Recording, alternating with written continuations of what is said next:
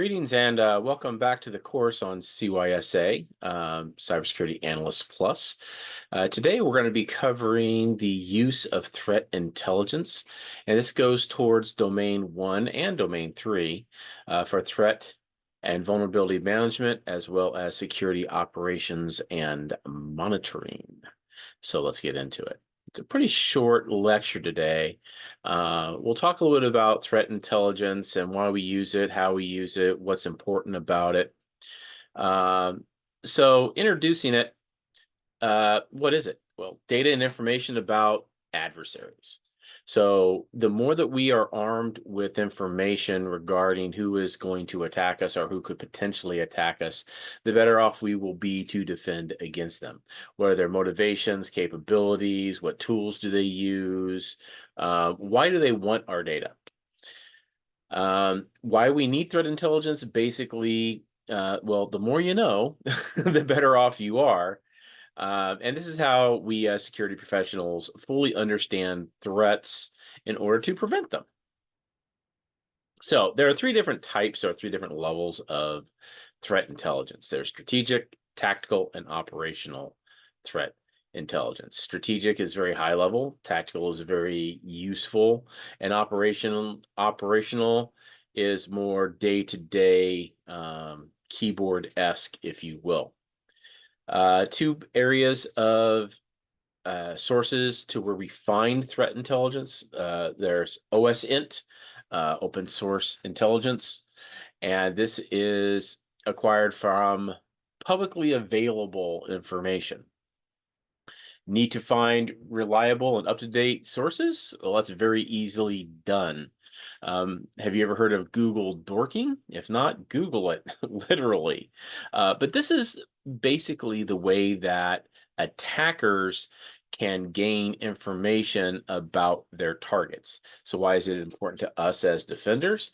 Well, the main reason that we would use it is to understand what is out there in the landscape of our organization, us as individuals, as officers or members of an organization, so that we can further combat that and trim it down to give a smaller footprint, if you will, to the adversaries.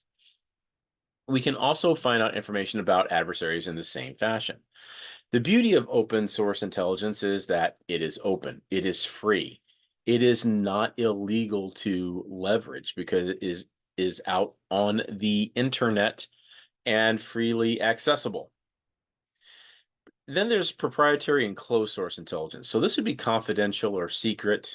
Think of military listing of confidentiality, secret, top secret, um, TSCI, those types of things. This is where you're not going to get a lot of information, or you should not get a lot of information, or the information that you have inside your organization, you need to keep locked down. You need to identify and classify that information so that it never gets out onto the internet. It never gets out into the public realm.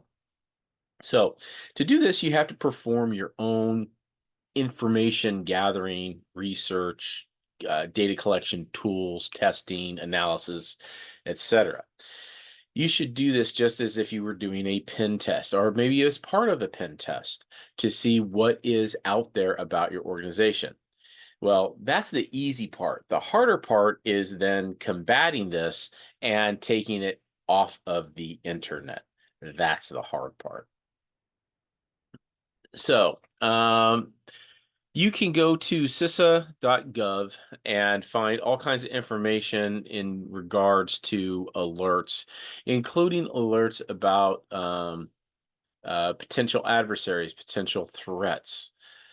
So that is very, very, very helpful um, in ascertaining what threats are out there. So let's take a pause real quick and let me see if I can do this on the fly.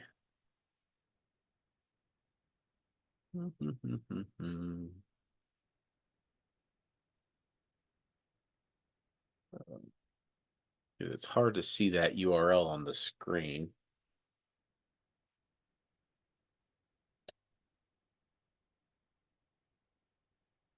So it might just be able to go here instead. Okay, here we go. Easy peasy. There we are. So I just pulled this up from CISA.gov news and events. So these are the different cybersecurity alerts and advisories that have come out at this point in time when I'm making this recording. And as you can see, if I scroll through here, there is something posted darn near every day. All right. This is the world that we live in today, ladies and gentlemen. You know, at least if not every day, definitely every week. Okay. And they put these out based off of a news feed. So they have not a repository, but an RSS feed basically that they compile information, news releases from organizations, from companies, etc. When they release advisories, they look at them, they ascertain their importance, and if they are of critical importance, they post them on their website. So it is a repository, so to say, of a one-stop shop where you can look at these types of alerts.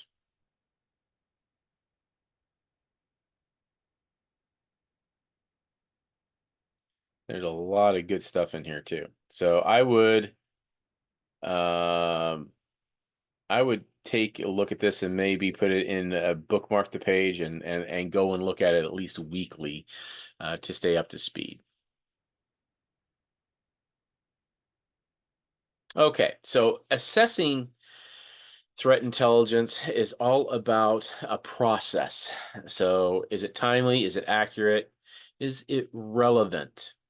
So if you had a feed like that from CISA, and you saw that alert that I was looking at there on Cisco routers or Cisco firewalls or whatever it was, but you don't have any Cisco firewalls or routers in your environment, it's probably not relevant, right?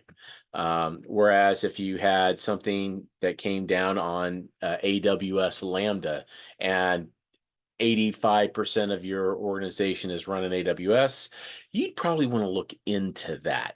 That is more relevant. Is it timely? When was it released? When was it released comparatively speaking to when you read it, right? And then the last piece, which you kind of have to take to heart, is how accurate it is. Um, these types of reports are very accurate. Typically, if they hit the CISA website or if they hit similar repositories, they're very accurate. They've been vetted. They've been tested. They've uh, have gone through the ringer, so to speak, to ensure that um, they are good. Why? Well, the companies that would be posting those, your CISAs, your security companies like Rapid7 or Cylance or XYZ, their reputation is on the line. So if they post something that's inaccurate, are you going to go back there? Maybe not. So threat indicators and how to exchange the information.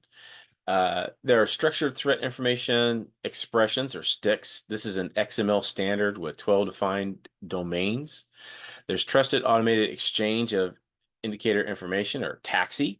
This is intended to allow cyber threat information to be communicated at the application layer, say via HTTPS. And then there's open indicators of compromise or open IOC, an XML-based framework like sticks for indications of compromise.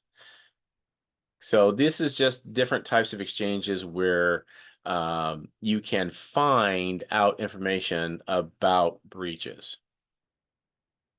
You have the intelligence cycle of threat intelligence. Again, you know, we as computer folk, we like cycles. We like things that are cyclical. It helps us understand and feel that we have job security, I guess. But it starts at requirements gathering, goes through threat and data collection, analysis of those threats, um, dissemination of the threat, and gathering feedback as to, well, how often was that threat actually seen in the wild? You have the threat intelligence community where you have information sharing and analysis centers or ISACs. The UK Center for Protection of National Infrastructure, that's kind of like the UK's CISA organization, right? There's also CISA falls under the Department of Homeland Security, critical infrastructure sectors. So things like water and power, um, the power grid, of course, nuclear facilities, airports, train marshaling yards, things, ports throughout the United States, and all of their associated infrastructure. So threat classification, this is where we are going to basically classify the threat. Who are they? So who are they? National state actors. So they have the resources of a country at their disposal. So think North Korea, Chinese, Russian, state-sponsored hackers. Well, it's not just those three. We pick on them a lot, or we associate with them because they're our near peer adversaries, right? Rightfully so. But there are others as well. You know, France has a hacking arm, Israel, Middle Eastern countries, just about every country, every, first world country, second world country out there has a hacking arm or directorate that they leverage. Organized crime. They conduct focuses attack typically aimed at financial gain. All right. So these are people who take advantage of smart people or have people trained in attacking or using um, technological assets to gain financially. You have hacktivists. These are folk who use hacking as a mean to emphasize a political statement. Um, there's all different types that are out there. Probably one of the most ones that you're familiar with is anonymous, but there are other hacktivists out there in different other small group organizations that have their own individual causes and attack their adversaries, um, more for political standing than anything else. And then there's insider threats. These are threats from employees or other trusted individuals of your organization. Um, so this is probably the most common threat that you have to be aware of in the job role. Now, does that mean that nation state actors don't attack small and mid-sized business? Oh, yes, they do. Oh, yes, they do. Especially when they're training new hackers. So I read a report, and this has been several years back, but it made a lot of sense that a lot of nation state actors, when they are putting their individuals through their quote unquote boot camps, they're having them attack um, small businesses, small organizations, think like school districts that may not have a lot of security professionals in them so that they can use those fields as training for their new hackers. So we also classify the threats based on a model called STRIDE. And these can be spoofing or user identity to steal identities, tampering with equipment or software, messing with repudiation of, say, documents, information disclosure, denial of service, and escalation or elevation of privilege. So if, for example, if an attacker were to break into a system as a standard user, how do they then make that standard user or get that standard user up to administrator or root privileges? So modeling and threat research. So some of the common elements to this model. Assessing an advertisers. I'm sorry, assessing an adversary's capability. What can they do to us, right? Their resources. What do they have at their disposal? What tools are they using? Are they financially backed at all? What is your total attack surface? So what do I have hanging out there on the internet that is available, right? That is accessible? What do I have on the inside of the network that is accessible by just a standard user? Okay. What do I have that is accessible to by my admins?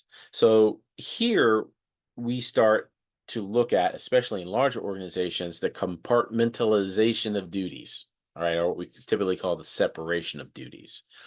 And gone are the days where large organizations have one or two people that just have access to everything, right?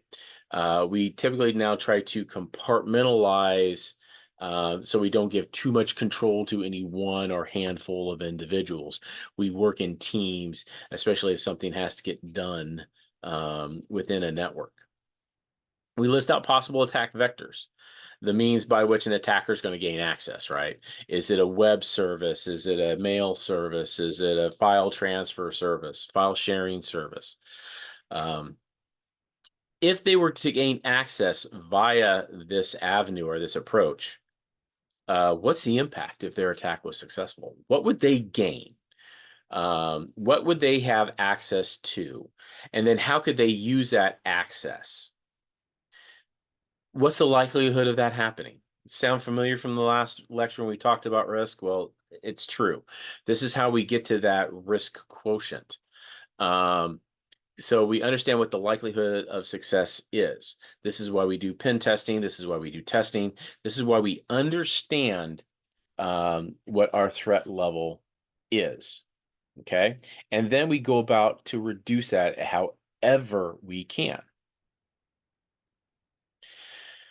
All right. So other types of threat research, reputation. So this is where you can look at your own reputation. And if you know that a hacktivist group is going to go up against your organization, what's their reputation? Are they that good? Are they just a bunch of blowhards, right? Their behavioral assessment, their indicators of compromise. How do you know if you're compromised? What types of systems do you have within your organization that can tell you, oops, somebody got in? Right? Is that log aggregation? Is that any type of a tripwire type of functionality?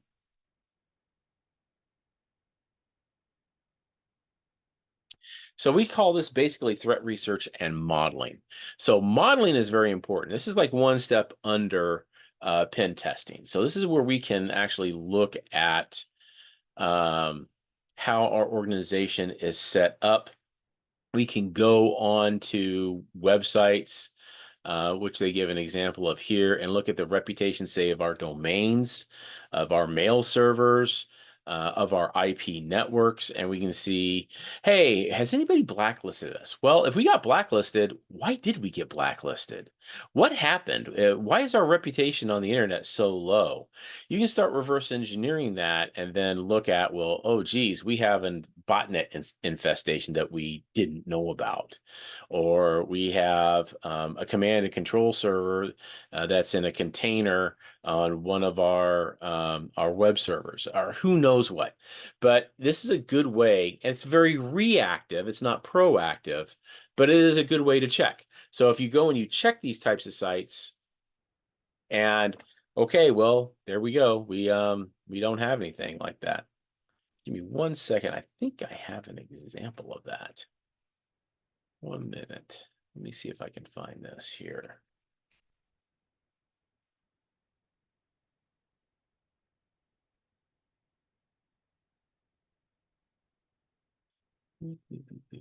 Yes, there it is. MX Toolbox. So this is a great example. Go back to the main page. Here we go. This is a great example of a research and modeling tool, MX Toolbox. So all you have to do is put a domain name in, and you put anybody's domain name in there, okay? So let's just go ahead and put in, who can I pick on today? Let me see. Let's pick on our, you know what? Let's pick on our publisher of the book that I'm using, Cybex. So I don't have a URL on there. Ah, here it is. Wiley.com.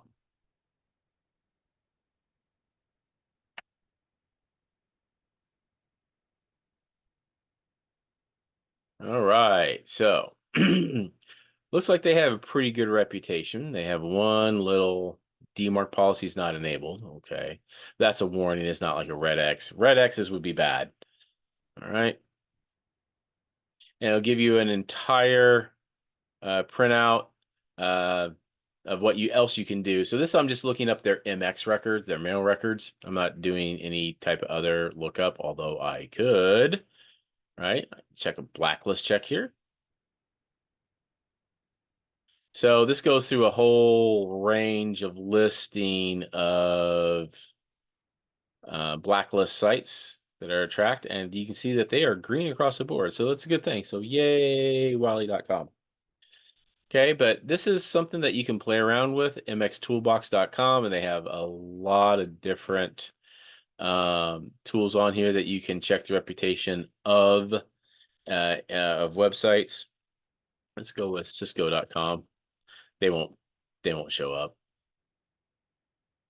Yeah. Okay. You have to kind of get a little bit into some seedy sites to find red X's and things like that. I'm not going to do that here on this channel. So um, the moral of the story is when you check your domain, you want to see all the green check boxes. You want to see everything pass without any um, issue. Now, from a pen tester perspective, this is also a good tool. You know why? It's free information. So look at this. I just pulled up when doing their MX lookup. I pulled up all the MX records of Cisco systems, and I got the URL and the IP address of their mail servers. Yay. But you know what? That's free information. It's out there freely available on the internet. Okay, I digress. Let's go back to the lecture. All right, let's talk a little bit about attack framework. So there's the meter attack framework. This was originally developed, I believe, back in 2011 by Lockheed Martin. And they've expanded on it now to include cloud infrastructure. It's a very good framework. We just kind of go over the top level of it in the lecture as far as what it does and the breakdown of it, etc. However, it is extremely detailed when you get into the nuts and bolts of um, the framework itself. All right, the diamond model of intrusion analysis, which we'll get into the diagram here in a second, but this is intended to help analysts discover more information as it highlights the relationship between elements, in this case, core features, meta features, and your confidence value. These specific terms, are related to the model intrusion analysis of adversary versus victim versus capability versus infrastructure. And I said that MITRE was developed by Lockheed Martin. I was wrong. I'm sorry. I got that wrong. MITRE is its own separate company that develops their attack framework. I was thinking about the cyber kill chain, which was developed by Lockheed Martin back in 2011. So I apologize for that statement earlier. I was incorrect. This has a very in-depth rule set to it, where it goes through reconnaissance, weaponization, delivery, exploitation, installation of tools, command and control, actions, and objectives. So one of the things I really like about the cyber kill chain is it talks equally about attack and defense. So this is how you attack, this is how you defend against that type of attack. This is how the next stage, weaponization, this is how you defend against weaponization. This is how attacks are delivered, this is how you defend against delivery. So it's a all-encompassing model. very fascinating. I would learn this inside and out, and at least be able to talk about it at a high level, especially in a job interview. Most cybersecurity analyst jobs that I've heard my students tell me about their interview process, they go over this kill chain. And don't get it confused with um, uh, MITRE's attack framework, like I just did. So, oops. But anyway, hey, at least I caught myself before the end of the video. And finally, we're going to talk about applying threat intelligence across the entire organization. This is hard. Why is it hard? Well, it takes some investment. This is the methodology of being proactive and using a bug bounty hunter or threat hunting mindset. Uh, to be honest with you, you got to be a little paranoid in putting this into place, but that's okay. A little paranoia never hurt anybody. You establish your hypothesis, which is basically, oh my gosh, the bad guys and gals are inside the firewall. They're doing bad things. I got to find them. All right. You see how the paranoia kind of can come into play. Um, then you go through and you investigate the threat. Is it an actual threat against our organization? For example, you hear about a threat to Apple MacBook laptops, and it's bad. I mean, remote access, executables that can be run against it. Compromise likelihood is 95%. And, it's starting to spread across the internet like wildfire. But what if you don't have MacBooks in your organization? Well, don't have to worry about it then, do you? Might have to worry about if people, guests come onto your network that have MacBooks. Okay, how do we combat that? Do we use any type of NAC, right? Network access control. How can we control that at the perimeter where they come onto the network? It's a good example. So that goes into the last piece there of how to counter the threat. Proactive threat hunting is a great profession, but you're always, always, always researching. You're always, always, always on your toes. So that's a downside of it. Okay, well, that is going to conclude our lecture for today on threat hunting. And until next time, I will see you guys later and have a good one.